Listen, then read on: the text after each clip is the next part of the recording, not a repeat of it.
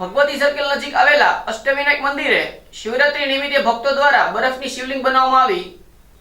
ભાવનગર શહેરમાં મહાશિવરાત્રી પર્વ નિમિત્તે સમગ્ર ગોહિલવાડ શિવમય બન્યું છે, ત્યારે કાળિયાબીડ ભગવતી સર્કલ નજીક આવેલા સુપ્રસિદ્ધ અષ્ટવિનાયક ગણપતિ મંદિરે શિવ ભક્તો દ્વારા બરફથી શિવલિંગ બનાવવામાં આવી હતી અને શિવરાત્રી પર્વનો અનોખી રીતે ઉજવવામાં આવી હતી, જેમાં શિવરાત્રીના આ પવિત્ર દિવસે ઠેર ઠેરથી શ્રદ્ધાળુઓ દ્વારા બરફની આ શિવલિંગના દર્શન કરીને ભક્તોએ ધન્યતા અનુભવી હતી।